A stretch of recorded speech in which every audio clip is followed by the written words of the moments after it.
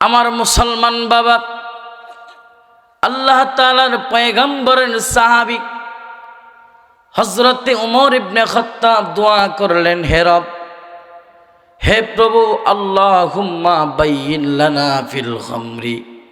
আমি দেখতেছি লোকেরা মদ পান করে, এ আল্লাহ, আপনি মদ সম্পর্কে আমাদের স্পষ্ট কিছু আলামত বর্ণনা করেন। এই মদ যে খাওয়া ভালো না, মদ এটা খারাপ জিনিস, ওই সম্পর্কে একটু আলোচনা আল্লাহ পাক আমাদেরকে নির্দিষ্ট স্পষ্ট কিছু বর্ণনা দেন। আল্লাহর পয়গম্বরের সাহাবী ওমর ইবনে খাত্তাব রাদিয়াল্লাহু তাআলা আনহু এই দোয়া করার পর কিছুদিন পরে আল্লাহ পাক রব্বুল আলামিন পবিত্র কোরআনের আয়াত নাজিল করছে। একটু চিল্লায়া বলো সুবহানাল্লাহ। উমর কেমন সাহাবী যে উমরের অনেক সিদ্ধান্তে আল্লাহ পাক আয়াত নাজিল কইরা আল্লাহও সিদ্ধান্ত করতেন। আমার পয়গম্বর মুনাফিকের জানাজার নামাজ পড়ার জন্য যাচ্ছিলেন। খলিফাতুল মুসলিমিন উমর আমার পয়গম্বরের কাপড়ের আঁচল ধরে, কাপড়ের কিনারা ধরে বললেন, ইয়া রাসূলুল্লাহ, ইয়া হাবিবাল্লাহ, আপনি মুনাফিকের নামাজ পড়বেন না, জানাজা পড়াইবেন না। আল্লাহর পয়গম্বর বলেন, উমর, আমি তো ওয়াদা দিয়েছিলাম তার জানাজার নামাজ পড়ব, সুতরাং আমাকে তার জানাজার নামাজ পড়তে হবে। আল্লাহর পয়গম্বর জানাজার নামাজ পড়ানোর জন্য চলে গেলেন। কিন্তু কয়েকদিন পরেই আল্লাহ পাক রব্বুল আলামিন কোরআন কারীমের আয়াত নাজিল করলেন উমরের সিদ্ধান্তের সঙ্গে মিলাইয়া, হে পয়গম্বর, আজকের পর থেকে আপনি কোনো মুনাফিকের জানাজার নামাজ পড়তে পারবেন না। উমরের সিদ্ধান্তের সঙ্গে আল্লাহ পাক আয়াত নাজিল করছে। একটু বলেন না সুবহানাল্লাহ। উমর কেমন দামি একজন সাহাবী, খলিফাতুল মুসলিমিন উমর কেমন সাহাবী, কেমন সাহাবী। খলিফাতুল মুসলিমিন উমর একদিন মদিনার মধ্যে নামাজ পড়ে, এমন অবস্থায় ভূমিকম্প শুরু হয়ে গেল। খলিফাতুল মুসলিমিন উমর মদিনার মাটির মধ্যে হাত দিয়ে একটা থাপ্পড় দিয়া বলতেছে, হে মদিনার মাটি, তোর সাহস কম না, তুই কেমনি নাড়া দিলি, অথচ এই মদিনার বুকে আমার পয়গম্বর শুয়ে আছে, তুই জমিন কেন নাড়াচাড়া করিস? তুই কি জানোস না আমার রাহমাতাল লিল আলামিন কষ্ট পাবে? একটু চিল্লায় বলো সুবহানাল্লাহ। খলিফাতুল মুসলিমিন উমর ফারুক রাদিয়াল্লাহু তাআলা আনহু এই যে মদিনার মাটিকে থাপ্পড় দিয়া বললেন, আজকের পর থেকে সাবধান, তুই নবীর সঙ্গে বেয়াদবি করবি না। এই যে মদিনার মাটির মধ্যে উমর ফারুক রাদিয়াল্লাহু তাআলা আনহু থাপ্পড় দিলেন মদিনার মাটির মধ্যে। খলিফাতুল মুসলিমিন উমর আর কখনো দেখে নাই মদিনার মাটির মধ্যে কোনোদিন ভূমিকম্প হতে।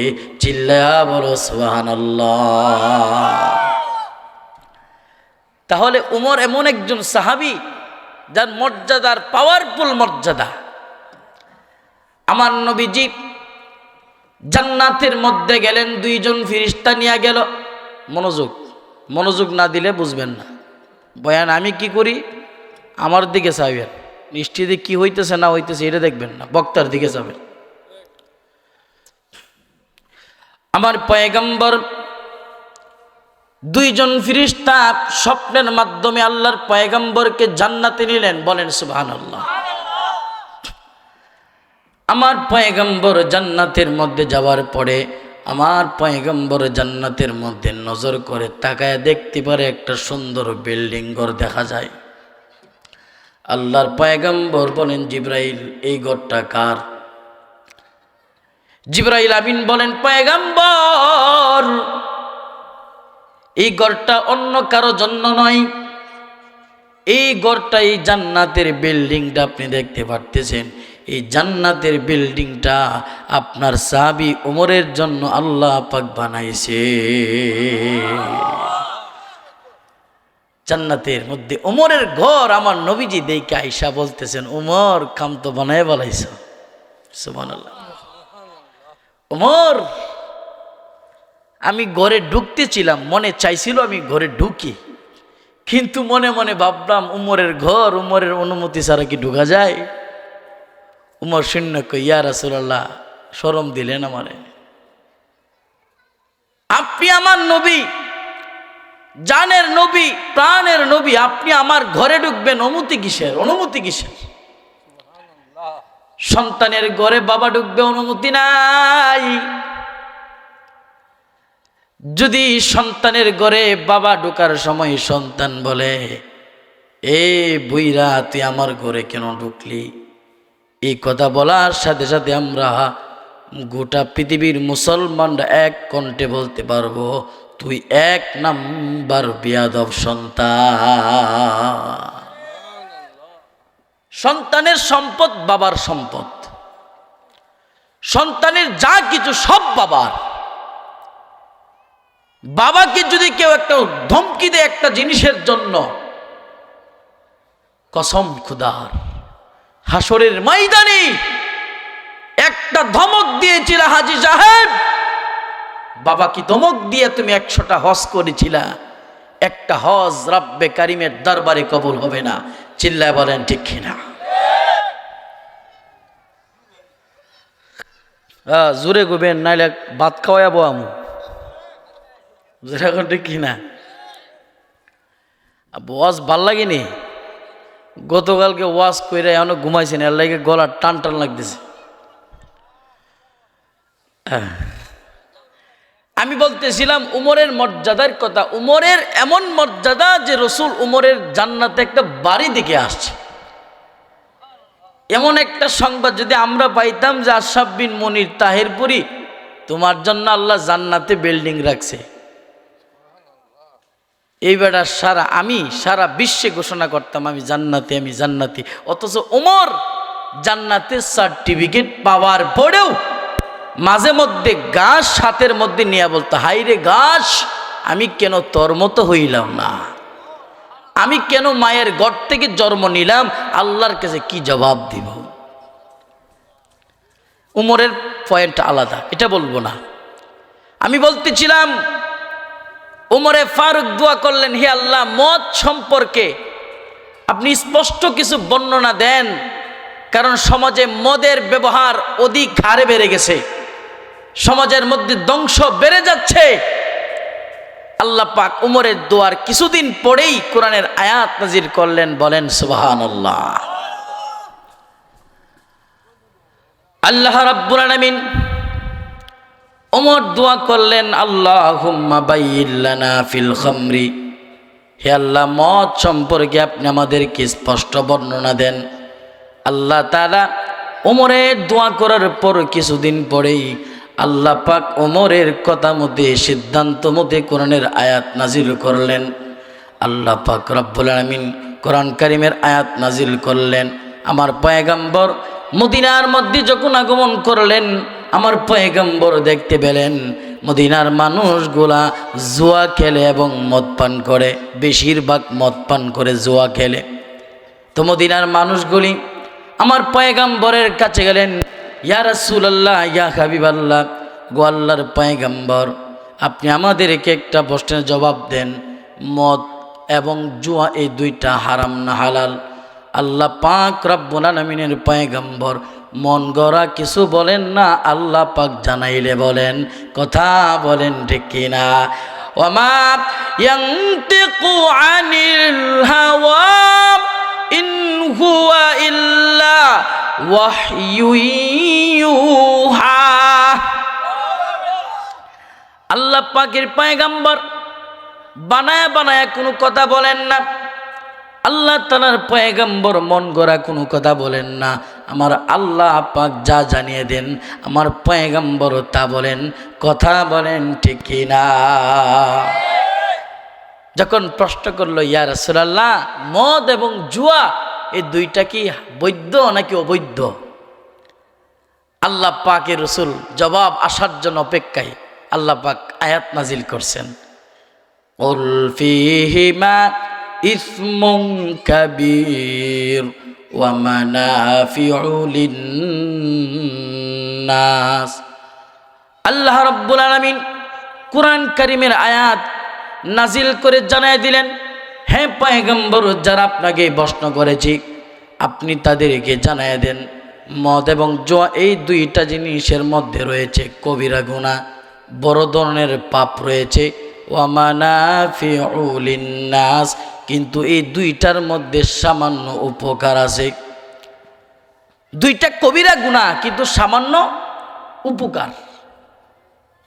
বিভিন্ন তাফসিরি কিতাব গাটাগাটি কইরা উপকার কি, মদ এবং জুয়ার মধ্যে উপকার আবার কি? আল্লাহ যে বললেন আল্লাহর কথা কি মিথ্যা? কি উপকার গাটাগাটি কইরা পাওয়া যায়? মদ যে ব্যক্তি বেচে বিক্রি করে সে কিছু টাকা পায় না, এটাই উপকার, আর কিচ্ছু না। মদ খাইলে মাথার আকল ঠিক থাকে। আল খামরু মা খামারাল আকলু, মদ হইল যা পান করার পরে মাথার আকল, মাথার বিবেক বুদ্ধিকে বিগড়ায় দেয়। মদ পান করার পরে আপন মাকে ডাকে বউ, বউকে ডাকে মা, বাপকে ডাকে ভাই, বাপকে ডাকে ভাই, ভাইকে ডাকে সাজা। মাথার ব্রেন ঠিক থাকে না। মদকুর যারা, সমাজেও শান্তি নাই, বাইরেও শান্তি নাই। বাজারে গেলে মানুষ তার নাম ধরে ডাকে না, বরং ডাকে মদকুর। বেটার নাম হইল শুক্কুর আলী। কি আলী? শুক্কুর আলী। কেউ চিনে না। যখন বলছে মদকুর শুক্কুর আলী, সে সব চিনছে। আমার মুসলমান বাবা, তুমি মদ্যপান করতে করতে তোমার জীবনটাকে কেমন করে ফেলেছ। তোমাকে তোমার আসল নাম বললে কেউ চেনে না, কিন্তু তোমাকে যখন বলে মদকুর শুক্কুর আলী, মদকুর আক্কাস আলী, তখন তোমাকে চিনে। এর দ্বারা তুমি বুঝে নাও মৃত্যুর পরে তোমার কপালে দুর্দশা আছে। চিল্লায়া বলো ঠিক কিনা? কিন্তু একটা মানুষ মারা যাওয়ার পরে মানুষ যদি বলে আরে লোকটি নামাজি ছিল, লোকটি পান সিগারেট কিচ্ছু ভক্ষণ করে নাই, কিছু পান করে নাই, লোকটা একটা সিগারেট পর্যন্ত খায় নাই, গাঞ্জা খাবে দূরের কথা, মদ পান করবে দূরের কথা, এমন মৃত্যুর পরে আপনার প্রশংসা যদি সবাই করে, মৃত্যুর পরে আপনার প্রশংসা যদি সবাই করে, আপনি নামাজি ছিলেন, আপনি অনেক ভালো মানুষ ছিলেন, ভদ্র ছিলেন, আল্লাহর কসম 10 জন মুমিন যদি সাক্ষী দেয়, এই 10 জন মুমিনের সাক্ষী টিকায় রাখতে যাইয়া আল্লাহ পাক রব্বুল আলামিন আপনার গুনাহ খাতা ক্ষমা করে জান্নাতের মালিক বানায়া দিবে। তো মৃত্যুর পরে মানুষ আমাকে বলতে হবে লোকটা ভালো ছিল, লোকটা। তো মৃত্যুর পরে যদি বলে মদখুর মরছে রে, বাজারটা শান্তি হয়েছে, এমন হয় না? জুয়াকুর মরছে, বাজার শান্তি হয়েছে। আমার মুসলমান বাবা, মদিনার মানুষরা মদ এবং জুয়া বৈধ কি অবৈধ এই সম্পর্কে প্রশ্ন করার পরে আল্লাহ পাক রব্বুল আলামিন আয়াত নাজিল করলেন, এই দুইটার মধ্যে গুনাহ কবিরা গুনাহ, কিন্তু তার মধ্যে সামান্য উপকার রয়েছে। এই আয়াত নাজিল হওয়ার পর মানুষ উপকারের কথা শোনার পর আবারও ভক্ষণ শুরু করলো, আবারও মদ পান করে, মদ বিক্রি করে। মদ খাওয়া যেমন গুনাহ, মদ বিক্রি করা তেমন গুনাহ। মদ খাওয়া যেমন গুনাহ, মদ ঘরের ভিতরে সংরক্ষণ করা তেমন গুনাহ। আমার মুসলমান বাবা, একজন মুদিমালের দোকানের মালিক তার দোকানের মধ্যে সব কিছু বিক্রি করে, কিন্তু তার দোকানের মধ্যে সিগারেট বিক্রি করে এমন দোকানদার আছে না? নাই। নিজে একটা টান বিড়ি খায় না, কিন্তু বিড়ি বেচে। কথা বলেন। অনেক মদকুর মদ খায় না, কিন্তু মদ বেচে। রব্বুল আলামিনের পয়গম্বর বলেন, মদ তুমি পান করো না, কিন্তু মদ পান না করে মদ তো তুমি বেচো। এই মদ বিক্রি করা মদ খাওয়ার সমতুল্য গুনাহ আমার আল্লাহ পাক তোর আমল নামায় দিবে। সুতরাং মদ খাওয়া ভালো না, মদ পান করা ভালো না, মদ বিক্রি করাও ভালো না, মদ কিনা অন্য জায়গায় পাচার করাও ভালো না। হারাম তো হারাম, হারামকে বিশ্বাস না করলে ঈমান চলে যাবে। চিল্লায়া কথা বলেন ঠিক কিনা? আমার মুসলমান বাবা, এবার আসেন 2 নাম্বার পয়েন্টে। মদ যখন উপকারের কথা বলল, উপকারের কথা বলার পরে মানুষ আবার মদ পান করতে শুরু করলো। এবার ওমর রাদিয়াল্লাহু তাআলা আনহু আল্লাহ তাআলার কাছে আবার দোয়া করলেন, আল্লাহুম্মা বাইয়িন লানা ফিল খামরি, আল্লাহ তুমি মদ সম্পর্কে আরো স্পষ্ট কিছু কথা আমাদেরকে বর্ণনা করো।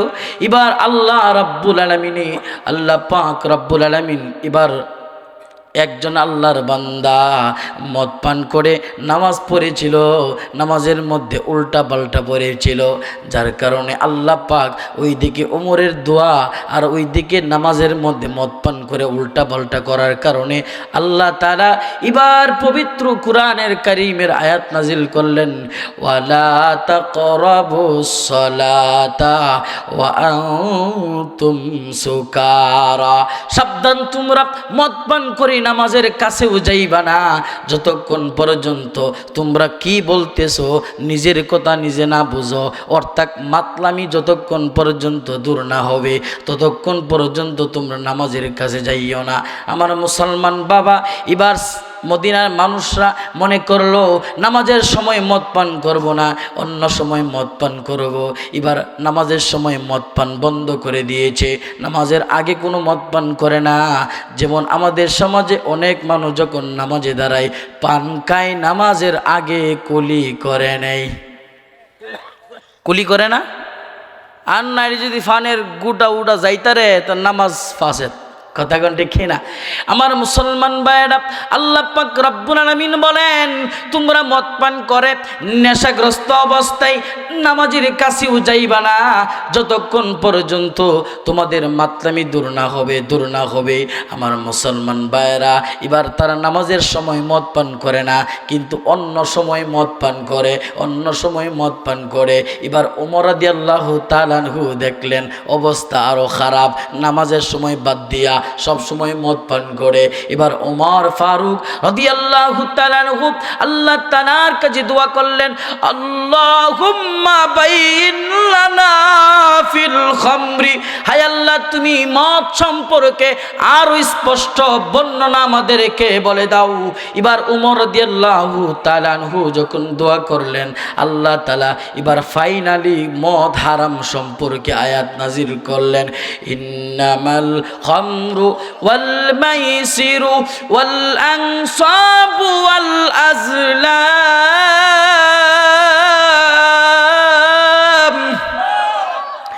রিজসুম মিন আমালিশ শাইতানি ফাজতানিবুহু লাআল্লাকুম তুফলিহুন।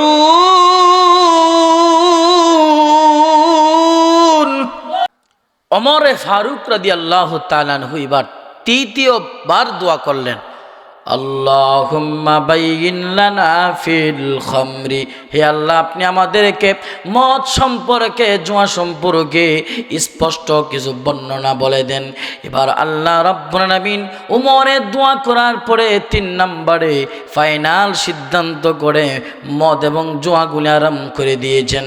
আল্লাহ তাআলা পবিত্র কোরআনে বলেন, ইন্নামাল খামরু ওয়াল মাইসিরু ওয়াল আনসাবু ওয়াল আজলাম রিজসুম মিন আমালিশ শাইতানি ফাজতানিবুহু লাআল্লাকুম তুফলিহুন। আল্লাহ তাআলা বলেন, ইন্নামাল খামরু মদ ওয়াল মাইসির এবং জুয়া। এ মুসলমান, আমরা ছোটবেলায় দেখতাম মানুষ জুয়া খেলতো, এলাকার যুবকরা জুয়া খেলতো, মধ্যবয়স্ক লোকেরা জুয়া খেলতো, উক্কেতের সিফাত বয়া, দান কেদের সিফাত বয়া, আর লাইল কেদের সিফাত বয়া। কিন্তু বর্তমান জুয়া খেলে প্রত্যেকটা মানুষের পকেটে পকেটে, বর্তমান জুয়া প্রত্যেকটা মানুষের পকেটে পকেটে, মোবাইলে মোবাইলে। ব্রাজিল আর আর্জেন্টিনা খেলা হচ্ছে, ব্রাজিলের এক পক্ষ আর্জেন্টিনার আরেক পক্ষ। ব্রাজিলের লোকেরা বলতেছে যদি ব্রাজিল একটা গোল তোমাদেরকে দিতে পারে 500 টাকা, তোমরা 500 টাকা আমাদেরকে খাওয়াইবা, আর যদি ব্রাজিল তোমাদেরকে গোল দিতে পারে আমাদেরকে তোমরা খাওয়াইবা, আর যদি আমরা দিতে পারি আমরা তোমাদেরকে খাওয়াইব। এইরকম আর্জেন্টিনা ব্রাজিল খেলা খেলে এক দেশে, বাজি ধরে বাংলাদেশে। এই বাজি ধরছে এটাও জুয়া। এটাও কি? এটাও জুয়া। আমার মুসলমান বাবা, ফুটবল খেলা জায়েজ, হাঁটু যদি গুড়া থাকে, হাঁটু যদি গুড়া থাকে, কারণ একটা পুরুষের জন্য হাঁটু পর্যন্ত গুইরা রাখা ফরজ, নাভির উপর পর্যন্ত, চিল্লা কোন ঠিক কিনা। কিন্তু যখন প্লেয়ার ফুটবল খেলে, ফুটবল খেলার সময় তার হাঁটু যদি ওদাম থাকে, তাহলে যতক্ষণ পর্যন্ত হাঁটু ওদাম থাকবে ততক্ষণ পর্যন্ত কবিরা গুনাহ হবে। কথা ঠিক নেই? অনেক কৃষকরা হাঁটু উদাম কইরা কাজ করে, ঠিক না? এগুলা ফরজ তরক হচ্ছে এগুলা। আমার মুসলমান ভাইয়েরা, ফুটবল খেলা শারীরিক ব্যায়ামের জন্য খেলতে পারেন, কিন্তু যদি আপনি 500 টাকা 1000 টাকা বাজি ধরে খেলেন, এই ফুটবল খেলা পৃথিবীর কোনো আলেম ফতোয়া দিতে পারবে না হালাল, এটা হারাম। এটা কি? বাজি ধরা যাবে না। ক্রিকেট খেলা জায়েজ, বাজি ধরা যাবে না। ফুটবল খেলা জায়েজ, বাজি ধরা যাবে না। মুসলমান বাবা, আমরা কিন্তু অনেক ক্ষেত্রে জুয়া, অনেক ক্ষেত্রেই হারাম কাজ করি, যা আমরা মুসলমানটারে পাই না। তাহলে আল্লাহ পাক মদ এবং জুয়া, এরপরে তো মূর্তি বোঝা বেদি, এরপরে হলো ভাগ্য নির্ধারক গণক, হাতের তালু দেখে ভবিষ্যতের কবর বলে দিবে, এমন গণকের কাছে যাওয়া হারাম। তাদেরকে বিশ্বাস করলে ঈমান থাকবে না। চিল্লায় বলো ঠিক কিনা? আমার মুসলমান ভাইরা, আল্লাহ পাক এইগুলো হারাম করে দিয়েছেন। মদ খাওয়া ভালো কাজ না রে বাবা। এই যুবক, তোমাদের জন্য বয়ানটা, তোমরা যারা সিগারেট ভক্ষণ করো, যারা জুয়া খেলো, যারা মাদক দ্রব্য গ্রহণ করো, বাবা খাও, ইয়াবা খাও, ট্যাবলেট খাও, হিরোইন খাও, ডাইল খাও, যারা তোমরা এগুলা ভক্ষণ করো আর বলতেছ শরীরের মধ্যে স্পিড আনার জন্য ভক্ষণ করি, আল্লাহর কসম মাদক দ্রব্য কোনোদিন তোমার শরীরকে সুস্থ রাখতে পারবে না। মাদক দ্রব্য তোমার জীবন নষ্ট করবে। আমার মুসলমান ভাইয়েরা, মদ পান করলে দুনিয়াতেও শাস্তি, আখিরাতেও শাস্তি।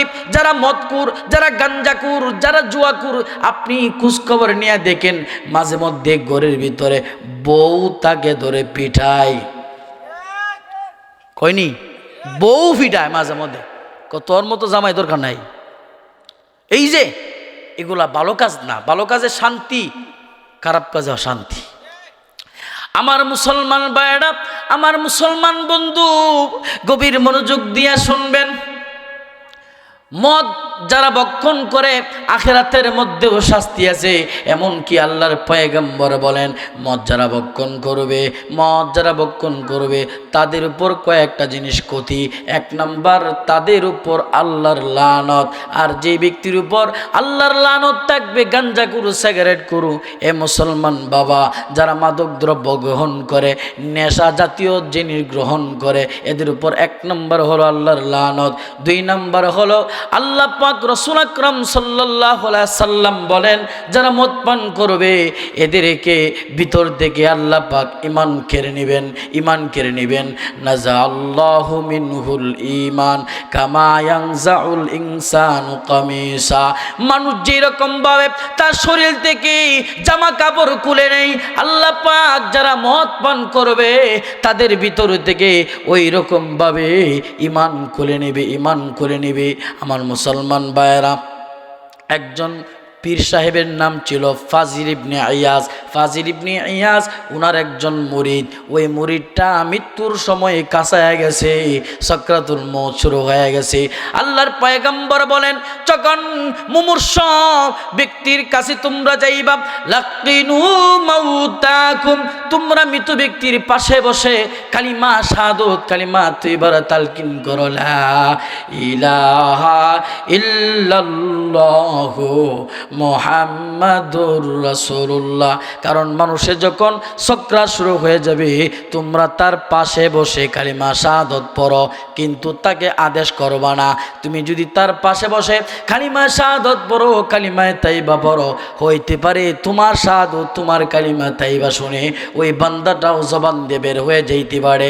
আর রাসূল আকরাম বলেন, মান ক্বালা লা ইলাহা ইল্লাল্লাহু দাখালাল জান্নাহ। যে ব্যক্তি লা ইলাহা ইল্লাল্লাহ বলবে, রাসূল আকরাম বলেন সেই ব্যক্তি জান্নাতে যাবে। আল্লাহ রাসূল আকরাম বলেন, মান কানা আখিরু কালামুহু লা ইলাহা ইল্লাল্লাহু দাখালাল জান্নাহ। যে ব্যক্তির শেষ কালিমা শেষ বাক্য হবে লা ইলাহা ইল্লাল্লাহু মুহাম্মাদুর রাসূলুল্লাহ, যে ব্যক্তির শেষ বাক্য হবে লা ইলাহা ইল্লাল্লাহ, আল্লাহ রাসূল আকরাম বলেন অবশ্যই সেই ব্যক্তি জান্নাতে যাবে। আমার বন্ধু, আমার ভাইয়ারা, পীর সাহেব বুজুর্গ ফাজিল ইবনে ইয়াজের মুরিদ যখন মৃত্যুর সময় কাছায় গেল, মুমূর্ষ অবস্থা চলতেছে, ফাজিল ইবনে ইয়াজ তার কাছে যায় কালিমা শাহাদাত পড়তে আসে, কালিমা তাইবা পড়তে আসে, কিন্তু তার মুরিদের জবান দিয়া কোনোভাবেই কালিমা বের হচ্ছে না, কেমন জানি জিব্বা উল্টে গেছে, কালিমা বের হচ্ছে না। এবার পীর সাহেব রাগান্বিত হইয়া মুরিদের কাছ থেকে উঠে চলে যাইতে লাগলেন। প্রতিমধ্যে যাইয়া মনের ভিতরে একটা বাড়ি দিল, আমার মুরিদ, আমার খাদেম আমার জন্য কত হাদিয়া তোহফা, আমাকে কত কিছু খাওয়িয়েছে, আমার কত খেদমত করেছে, আজকে আমার সামনে আমার খাদেম বেঈমান হয়ে মারা যাবে, ঈমান হারা হয়ে মারা যাবে, আমি পীর সাহেব এটা সহ্য করতে পারবো না। এই কথা ভেবে এবার ফাজিল ইবনে ইয়াস আবার গেলেন, কালিমা শাহাদাতের তালকিন দিচ্ছেন, কিন্তু তার জবান দিয়া কোনোভাবে এই কালিমা শাহাদাত বের হচ্ছে না। আমার মুসলমান বাবা, আমার মুসলমান বন্ধু, গভীর মনোযোগ দিয়া শুনবেন। এমন সময় যখন পীর সাহেব চলে গেলেন, তার কানে খবর গেল আপনার খাদেম মারা গেছে। বিকাল বেলায় তাকে দাফন কাফন করে জানাজা পরে করে দাফন কাফন দিয়া কমপ্লিট করে যখন রাত্রিবেলা পীর সাহেব ঘুমাইলেন, ঘুমের ঘরে স্বপ্নের মাধ্যমে দেখেন ওই কাদেমকে জাহান্নামের ফেরেশতারা টেনে টেনে জাহান্নামে নিয়ে যাচ্ছে। ফাজিল ইবনে ইয়াস পীর সাহেব জাহান্নামী ফেরেশতাদেরকে বললেন, আমাকে একটু সুযোগ দেওয়া যাবে, আমি আমার কাদেমের সঙ্গে একটু কথা বলবো। হ্যাঁ, আপনাকে সুযোগ দেওয়া হলো। এবার ফাজিল ইবনে ইয়াস কথা বললেন, হে আমার কাদিম, হে আমার মুরিদ, আমি তোমাকে কালিমা তাইবার তালকিন করেছিলাম, আমি তোমাকে কালিমা শাহাদাতের তালকিন করেছিলাম, কিন্তু মরণের সময় তোমার জবান দেয়াটা আসে নাই, এখন তুমি জাহান্নামে কেন যাচ্ছ? এমনি কাদেম ডাক দিয়া কয়, হুজুর, আমি একটা মারাত্মক ভুল করে ফেলেছিলাম। দুনিয়ার জমিনে আমার একটা পীড়া হয়েছিল, একটা রোগ হয়েছিল, সেই রোগের নিরাময়ের জন্য আমি একজন হাকিমের কাছে গিয়েছিলাম, একটা কবিরাজের কাছে গিয়েছিলাম। এই কবিরাজ আমাকে বলল এই রোগ থেকে মুক্তি পাওয়ার জন্য একটাই রাস্তা, সেই রাস্তাটা হলো আপনি এক ডুব মদ পান করতে হবে।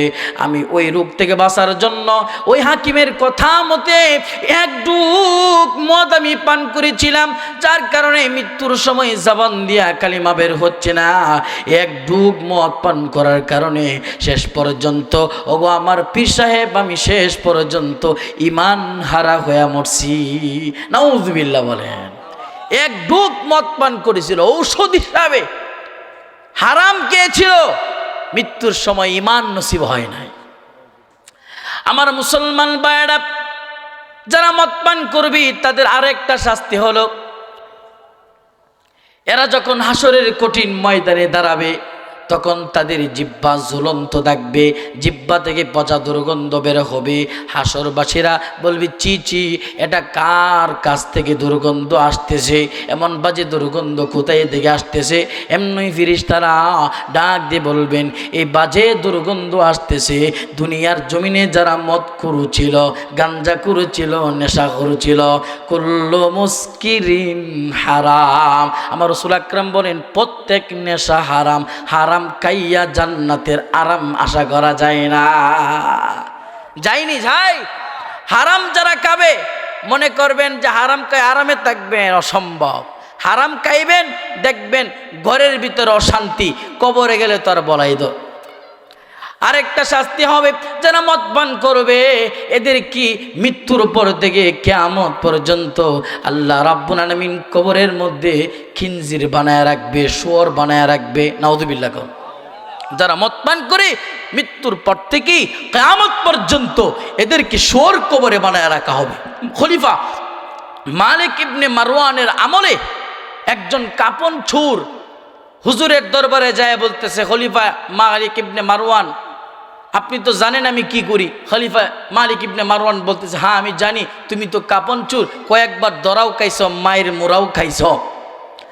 বলতেছেন, হুজুর আমি গিয়েছিলাম কাফন চুরি করতে, একটা নতুন কবর খনন করে মৃত ব্যক্তির শরীর থেকে কাপনের কাপড় খুলে আমি বাজারে বিক্রি করে সংসার চালাই।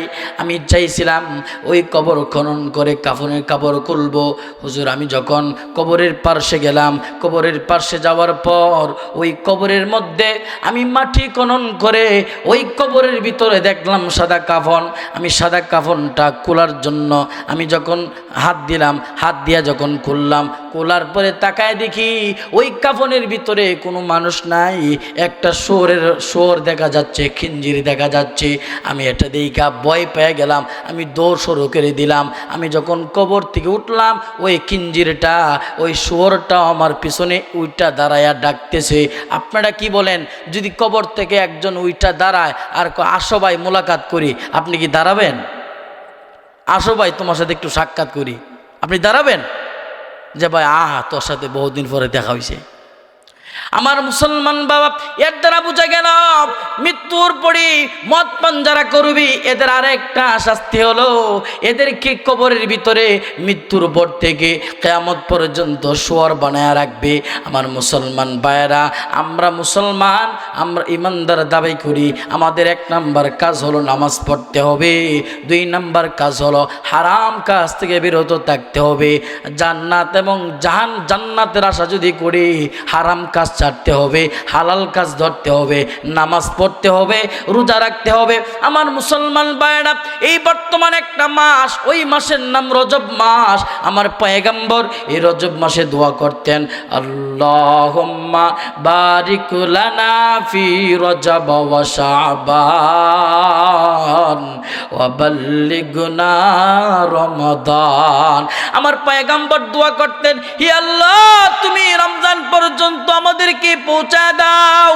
আমলের প্রতিযোগিতা করতে হবে, নামাজের প্রতিযোগিতা করতে হবে। এ মুসলমান, আমরা অনেকেই বলি দুনিয়ার জমিনে শুধু কষ্ট কষ্ট, মরে গেলেই তো ভালো হইতো। না না না, মরার তামান্না করবা না। লা তাতামান্নাউল মাউতা, মৃত্যুর কামনা কখনো করবা না। তুমি দোয়া করবা, আল্লাহ তুমি আমার হায়াত বাড়ায় দাও, আমি যেন 1 ওয়াক্ত নামাজ বেশি পড়তে পারি। যেরকম দেখি না, আমার পয়গম্বর দোয়া করতেন, হে রব্বুল আলামিন রমজান পর্যন্ত পৌঁছায় দাও। কেন কেন কেন? রমজানের বাহিরে কেউ যদি কোরআনের একটা অক্ষর উচ্চারণ করে, একটি অক্ষর উচ্চারণ করার সাথে সাথে রমজানের বাহিরে একটা কোরআনের অক্ষর উচ্চারণ করলে আল্লাহ রাসূল সাল্লাল্লাহু আলাইহি ওয়াসাল্লাম বলেন আল্লাহ পাক 10টা সওয়াব দান করে। আর রমজানের ভিতরে কোরআনের একটা অক্ষর উচ্চারণ করার সাথে সাথে আমার আল্লাহ পাক 70টা সওয়াব দান করে। রমজানের ভিতরে 1 খতম কোরআন খতম করবেন, আল্লাহ 70 খতম কোরআনের সওয়াব দান করবে। চিল্লায়া বলো সুবহানাল্লাহ। তাহলে মুসলমান জান্নাত পেতে হলে আমাদের 2টা কাজ করতে হবে। 1 নাম্বার কাজ আল্লাহর বিধান মানতে হবে, 2 নাম্বার কাজ হারাম ছাড়তে হবে। এই 2টা জিনিস থাকবে, আল্লাহর প্রতি ঈমান থাকবে, নেক আমল থাকবে, আপনি জান্নাতি। আল্লাহ পাক পবিত্র কোরআনে বলেন, ইন্নাল্লাযীনা আমানু ওয়া আমিলুস সলিহাতি কানাত লাহুম জান্নাতুল ফিরদাউসি নুজুলা। আল্লাহ পাক বলেন যারা ঈমান আনবে, নেক আমল করবে, 2টা কথা, 1 নাম্বার ঈমান আনবে, 2 নাম্বার নেক আমল করবে। আল্লাহ পাক বলেন তোদের জন্য সাধারণ জান্নাত না, তোদের জন্য 1 নাম্বার জান্নাত, জান্নাতুল ফেরদাউস। বলেন সুবহানাল্লাহ।